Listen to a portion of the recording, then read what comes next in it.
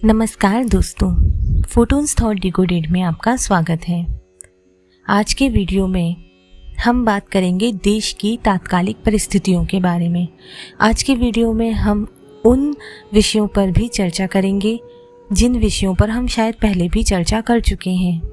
आज के वीडियो में हम सारी पुरानी बातों को फिर से याद करेंगे जो हम पहले ही डिकोड कर चुके हैं, क्योंकि अब हम उस मोड़ पर पहुंच चुके हैं कि जब कभी भी कल के अवतार हमारे समक्ष आ सकते हैं। तो फिर चलिए वीडियो शुरू करते हैं। आज का वीडियो किसी भी तरह का डिकोडेशन वाला वीडियो नहीं होगा। हम कुछ डिकोड नहीं करने वाले हैं, क्योंकि डिकोड जो जितना भी हमें करना था, जितनी भी प्रोफेसीज़ पर बात करनी थी, मेरे हिसाब से उन पर बात हो चुकी है। कुछ प्रोफेसीज़ रह चुकी हैं। हाँ, ये ज़रूर है कि प्रोफेसीज़ को नए ढंग से फिर से पढ़कर फिर से उनके ऊपर बात करना भी ज़रूरी हो गया है, क्योंकि एक समय के साथ परिस्थितियाँ और चीज़ें बदल जाती हैं। तो नई नई जो घटनाएं घट रही हैं, हमें उससे हमारी सारी जो प्रोफेसीज़ हैं उन्हें जोड़कर देखना बहुत ही आवश्यक है। अब अगर हम इस चैनल की बात करें तो मेरा चैनल मैंने बनाया था कल के अवतार के लिए।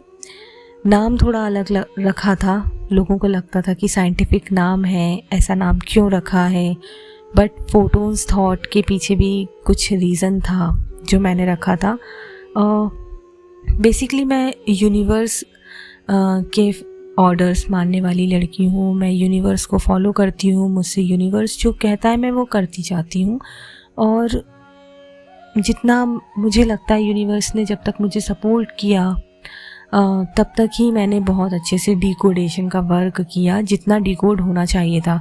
कई सारे वीडियो मैं डिकोड कर रख चुकी हूँ, बट मैंने उन्हें अपलोड ही नहीं किया है, क्योंकि शायद उनकी ज़रूरत अभी इस दुनिया को नहीं थी, या फिर अभी ये सही समय नहीं आया था कि मैं उन वीडियोस को दुनिया तक लेकर आऊँ। बहुत सारे ऐसे, इवन नॉस्ट्राडामस की भी बहुत सारी प्रोफेसीज़ थी जो कि किसी ने डिकोड नहीं की है। उसकी बहुत सारी प्रोफेसीज़ हैं, उनमें से कुछ 8-10 प्रोफेसीज़ को लेकर लोग बात करते हैं, बट ऐसी कई प्रोफेसीज़ हैं। मैंने पूरा ग्रंथ पढ़ा था नॉस्ट्राडामस का, और मैं जब भी नॉस्ट्राडामस की कोई भी प्रोफेसीज़ पढ़ती थी तो उसकी एक तस्वीर आंखों के सामने आ जाती थी कि हाँ, इसका इस तरीके से डिकोडेशन हो सकता है और इसकी ये मायने हो सकते हैं, ये इसका मतलब ये हो सकता है।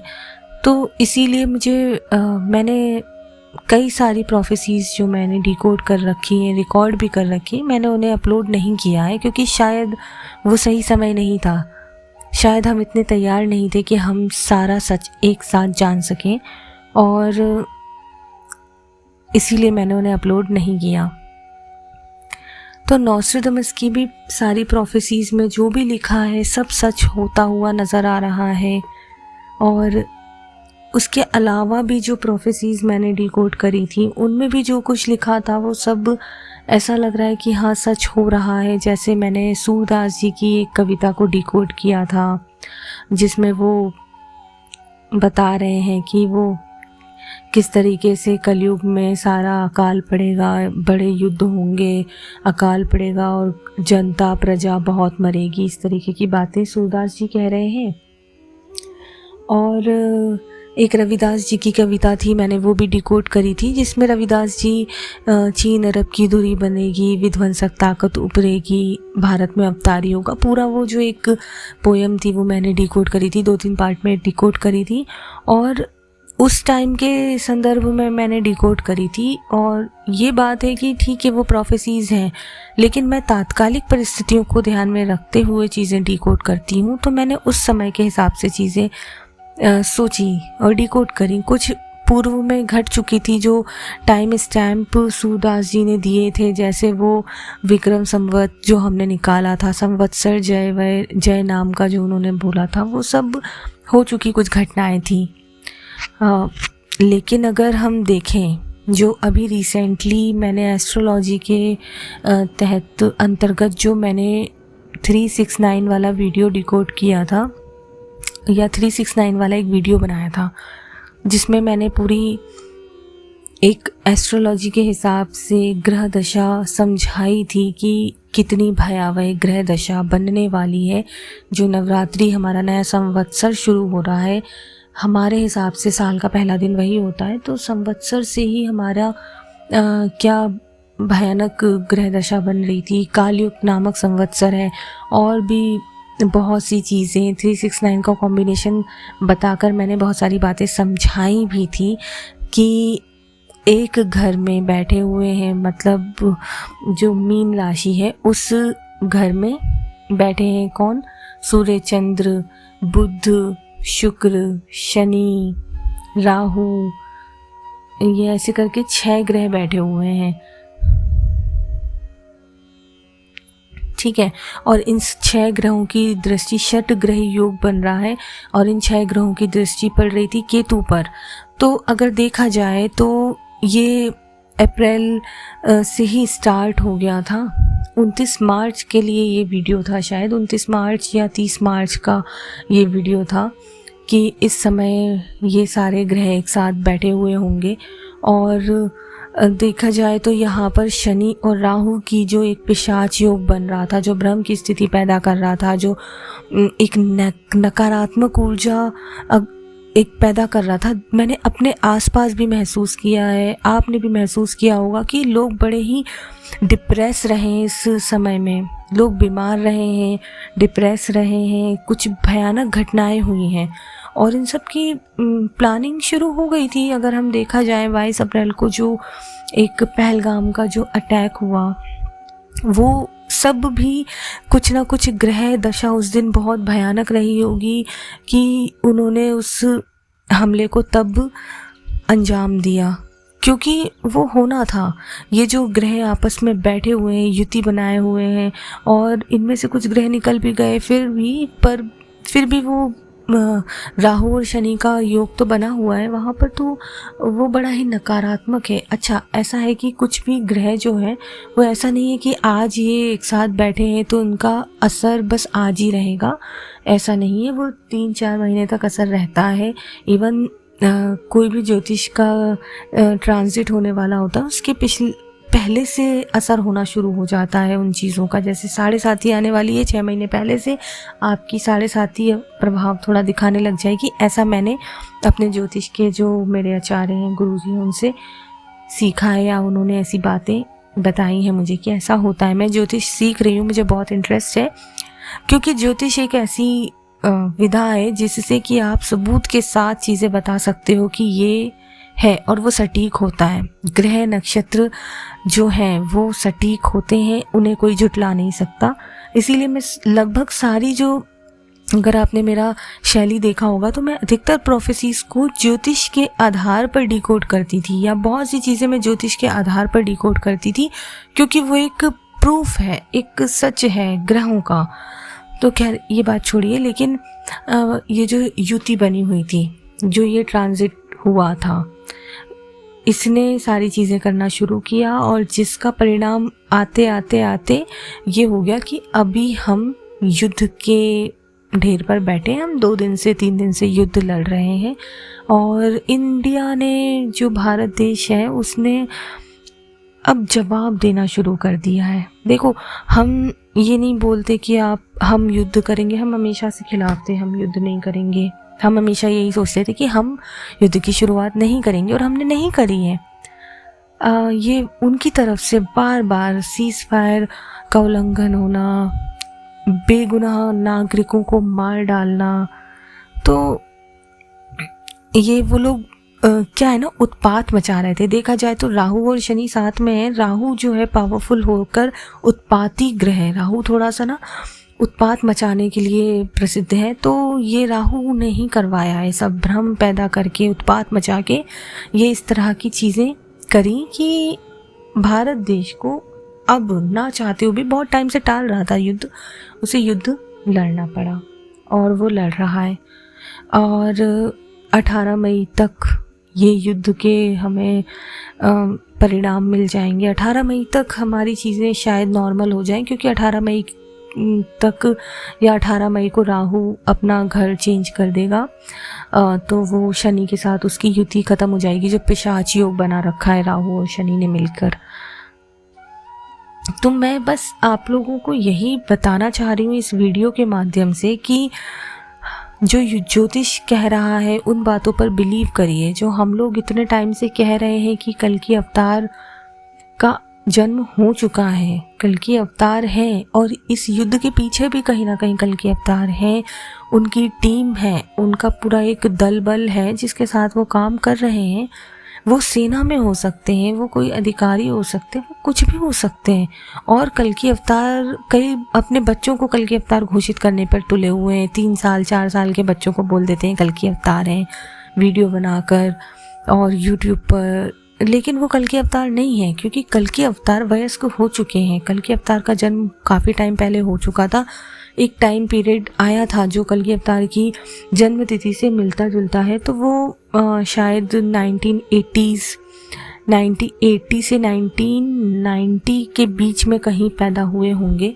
30 के ऊपर उनकी एज होगी अभी, जितना मेरी रिसर्च है। जो कुछ प्रोफेसीज या जो कुछ चीज़ें मैंने अपलोड नहीं की हैं, जिनके हिसाब से मैंने उनकी एक एज कैलकुलेट करी है, उसके हिसाब से मुझे लगता है कि वो 30 के ऊपर है। 35, 36, 37 के हो सकते हैं। मतलब एक वयस्क इंसान है, वो बच्चे नहीं है, 3 साल 4 साल के बच्चे नहीं है। वो अपना सारा युद्ध कला, वो इंटेलिजेंस, वो ज्ञानी विज्ञानी, वो सब हो चुके हैं। उन्होंने सब सीख लिया है, सब उन्होंने अब इस्तेमाल करना शुरू कर दिया है। जो ये युद्ध हो रहा है, ये इसमें पूरी एक हमारी सेना की जो है पूरी दिमागी ताकत लगी है। तो इसको शक्ति कौन दे रहा है? हमारी सेना को शक्ति एक ईश्वर द्वारा भी तो शक्ति प्रदत्त तो होती है ना। तो वो बात भी है कि हम लोगों को जोश कहाँ से मिलता है। हम हमारे रूट से, हमारे धर्मों से इतना जुड़े हुए हैं कि हम वहाँ से शक्ति लेते हैं। तो ऑब्वियसली अब हम जैसे ही कोई युद्ध के बारे में सोचते हैं, हमें कृष्ण याद आ जाते हैं, अर्जुन याद आ जाते हैं, महाभारत का युद्ध याद आ जाता है। उसको हम अपना आधार बनाकर हम किसी युद्ध का चक्रव्यूह रचते हैं। इसी तरह से जैसे कृष्ण ने भी जीवन भर नहीं कहा कि वो भगवान हैं, ईश्वर हैं। उन्होंने एक समय चुना, उन्होंने समय चुना महाभारत का समय चुना। उन्होंने वो बैटल ग्राउंड, वो युद्ध भूमि कुरुक्षेत्र की चुनी, और उन्होंने किसी को नहीं बताया, उन्होंने सिर्फ अर्जुन को अपना ज्ञान दिया। अर्जुन को बताया कि वो ही परब्रह्म परमेश्वर श्री कृष्ण हैं, जो गोलोक में निवास करते हैं, जो विष्णु के अवतार हैं, वही सब कुछ है, वही सब कुछ है। उन्होंने पूरा गीता के ज्ञान में सब बता दिया है। अगर किसी को कुछ भी जानना है, किसी को अपने सवालों के जवाब चाहिए, गीता पढ़ लो। आप गीता पढ़ो, श्रीमद् भागवत गीता को पढ़ो, और आपको सब सवालों के जवाब मिल जाएंगे। हर चीज़ के मुझे तो मिले हैं, आप भी ये ट्राई कर सकते हो और अपने मन को धर्म में लगाओ। धर्म का मतलब ये नहीं है कि सवेरे से उठकर हम पूजा कर रहे हैं, अगरबत्ती जला रहे हैं, दिया जला रहे हैं, ये धर्म नहीं है। धर्म में लगाओ, अच्छी बातें करो, पॉजिटिविटी में लगाओ, लोगों के साथ आप सद्भावना से बात करो, पेश आओ, कीर्तन करो, भजन करो, 1-8 घंटे बैठकर भगवान के बारे में बातें करो, कृष्ण जी की कथाओं के बारे में डिस्कशन कर सकते हो। हम लोग डिस्कस करते हैं ना, हम धर्म की बातें क्यों नहीं करते हैं बैठकर? हमें करना चाहिए।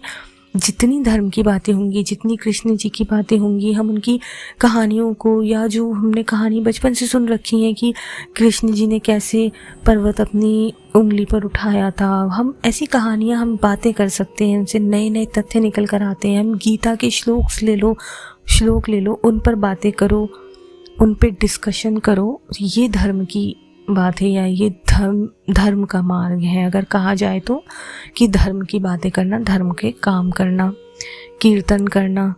अभी यही सारी चीज़ें हमें बचाने वाली हैं, क्योंकि समय अभी बहुत भयावह आने वाला है। जैसा कि ये षटग्रह योग बना था, यहाँ से शुरू हो चुका है विध्वंस का। देखिए, कोविड से शुरू हो चुका था युद्ध की शुरुआत हो गई थी कोविड से, और उसमें लिखा ही हुआ है, कई जैसे सूरदास जी की उसमें लिखा है कि प्रजा बहुत मरेगी, तो प्रजा तब से मरना शुरू हो चुकी थी। प्रजा मर रही है, बहुत सारी जनता है, बहुत जनता है इस पृथ्वी पर। धीरे धीरे वो सारे लोग किसी न किसी कारण से रोज़ मर रहे हैं, रोज़ जन्म भी ले रहे हैं। इसमें कोई हमको घबराने की वो नहीं है कि पूरी पृथ्वी खाली हो जाएगी। कई लोग ऐसा भी डराते हैं, बहुत डराते हैं मनुष्यों को कि पूरी पृथ्वी खाली हो जाएगी, पूरी पृथ्वी का नाश हो जाएगा। ऐसा नहीं है, ये ही युग आगे बढ़ जाएगा। इवन हम ट्रांजिशन के दौर में हैं, हम ट्रांजिट हो रहे हैं। अगर देखा जाए तो सारी पुरानी व्यवस्थाओं का अंत हो रहा है।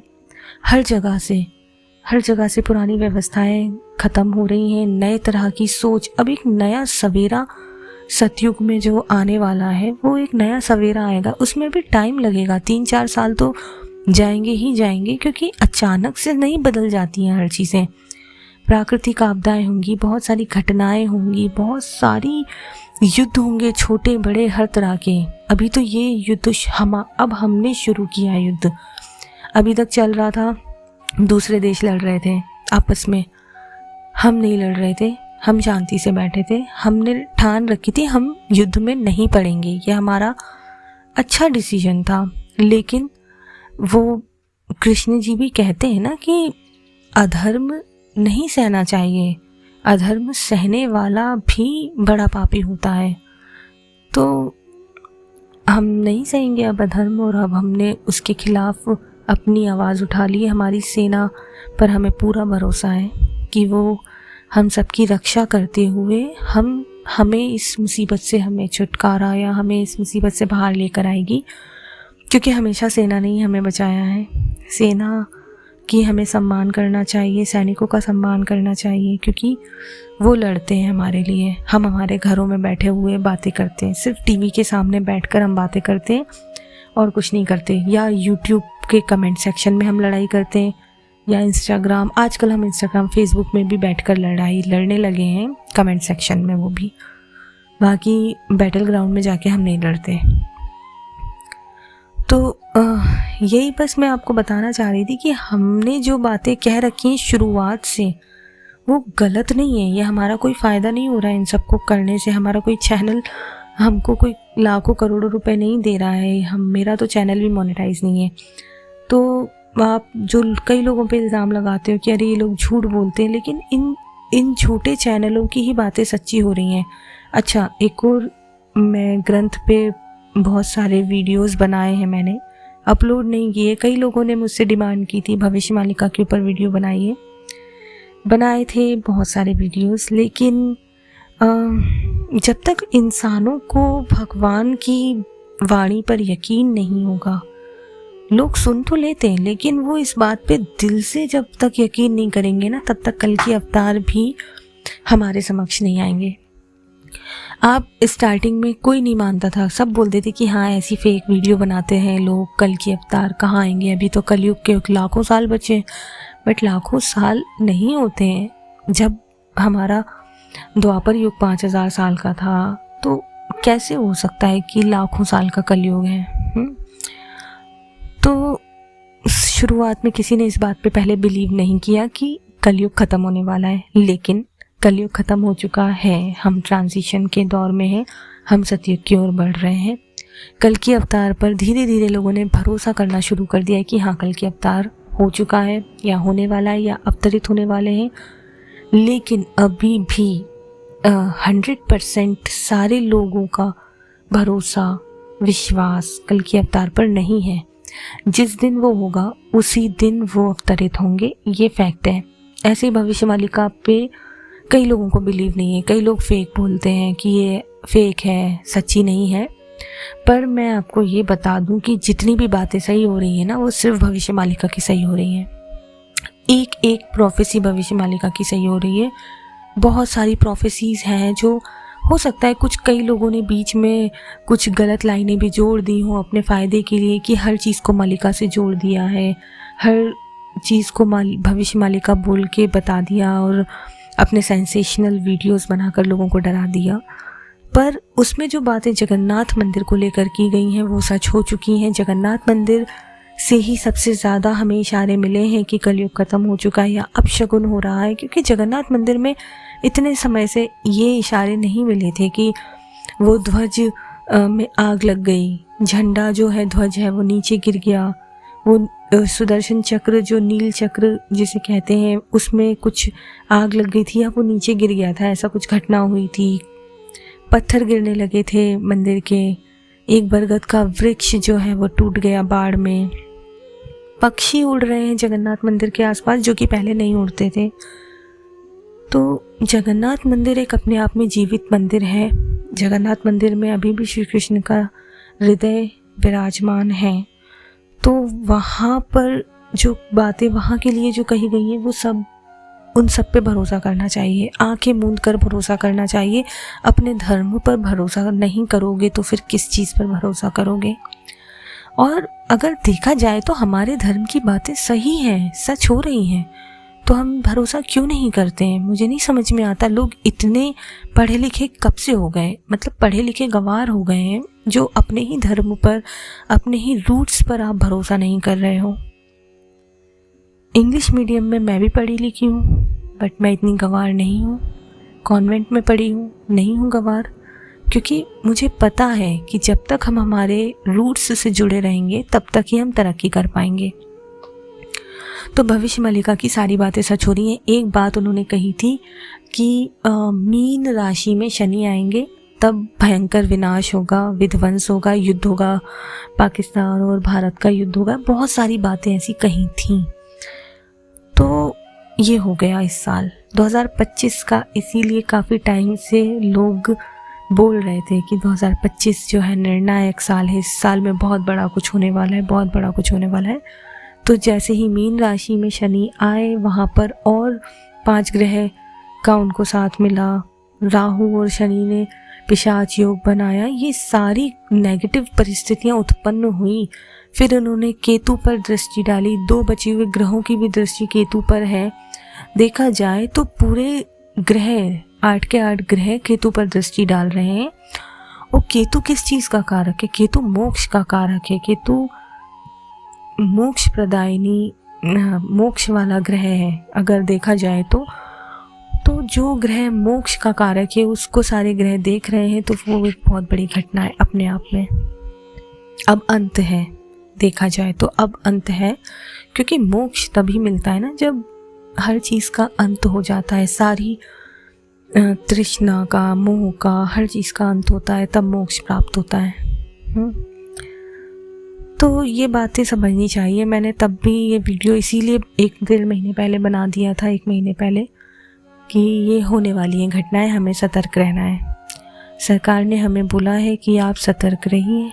अपने आप को, ये जो मॉक ड्रिल्स कराई हैं ये हंसी मजाक के लिए नहीं कराई हैं कि लोग वीडियोस बनाने लग गए इसके, और मतलब इसको बिल्कुल हल्के में ले रहे हैं। मत लीजिए हल्के में। हम युद्ध भूमि पर खड़े हैं, हमारी जो सीमाएं हैं वहाँ पर युद्ध चल रहा है,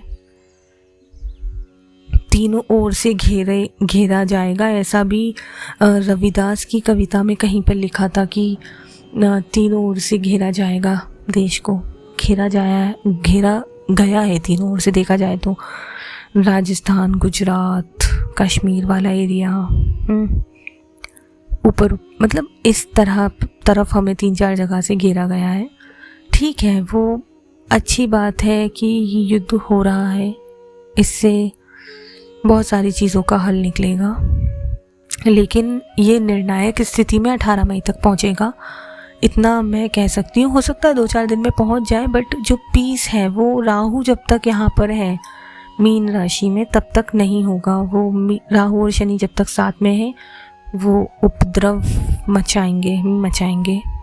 पिशाच योग बना हुआ है, ये सही नहीं है, इंसानों के लिए भी नहीं। आपने देखा होगा आसपास कई लोग आपके डिप्रेस होंगे, बीमार होंगे, एंजाइटी का शिकार हो रहे होंगे। तो अभी ये समय बहुत ही क्रूशियल है। मैं इसीलिए इतना लंबा ऐसा समझाने वाला वीडियो बना रही हूँ कि हमें बहुत ही आराम से रहना है, हमें बिल्कुल घबराना नहीं है, हमें भगवान का भजन करते रहना है, कीर्तन करते रहना है।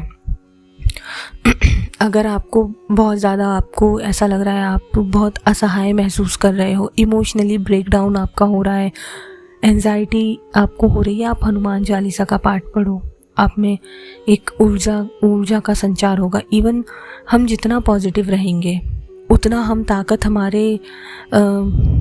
हमारे देश में जितनी पॉजिटिव एनर्जी क्रिएट होगी ना, उतना युद्ध में हमारे लिए सही रहेगा। क्योंकि यूनिवर्स जो है वो एनर्जी से चलता है। हम जितना नेगेटिव एनर्जी अपने आसपास रखेंगे, पूरे देश की नेगेटिव एनर्जी होगी। हमें पॉजिटिव रहना है, हमें भरोसा करना है अपने डिफेंस सिस्टम पर, सेना पर, अपने देश के ऊपर, सब पे भरोसा करना है और अपनी ताकत को पहचानना है। हर एक इंसान में एक ताकत होती है एनर्जीज़ की।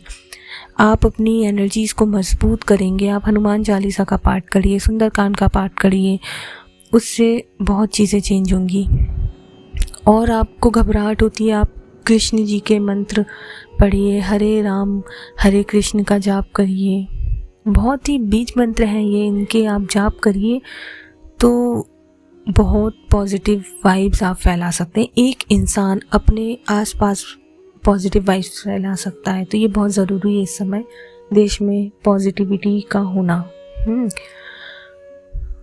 और यही भविष्य मलिका के ऊपर मैं वीडियो जो मैंने बना रखे हैं वो मैं ज़रूर अपलोड करूँगी, क्योंकि जगन्नाथ मंदिर को लेकर जो बातें उन्होंने कही है, मैं जगन्नाथ मंदिर के ऊपर भी बहुत सारा कुछ बताना चाहती हूँ, क्योंकि वो बड़ा ही एक वरदान है हमारे लिए, जहाँ अभी भी कृष्ण जी का हृदय रखा हुआ है। जगन्नाथ मंदिर के हमें दर्शन ज़रूर करने चाहिए जीवन में, चाहे जो हो जाए।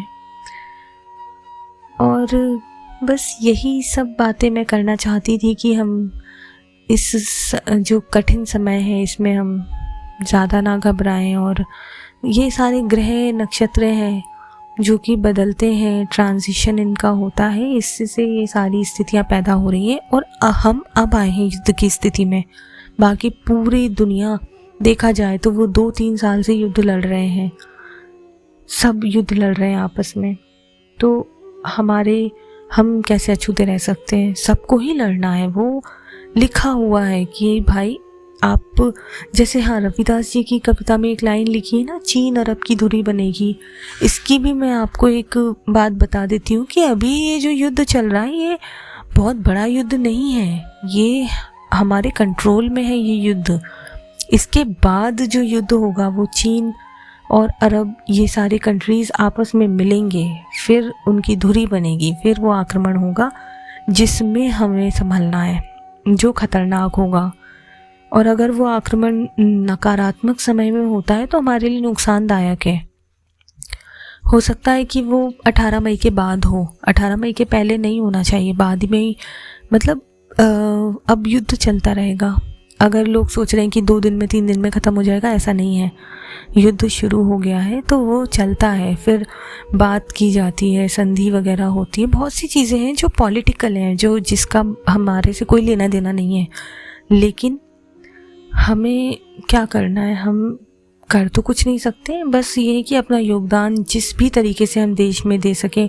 फेक न्यूज़ ना फैलाएं, फालतू में फेक न्यूज़ को एंटरटेन ना करें, हर किसी से बहसबाजी ना करें, फालतू में किसी को नीचा ना दिखाएं, कुछ ऐसे उल्टे काम ना करें जिससे हमारे देश में कुछ स्थितियां बुरी हो जाएं।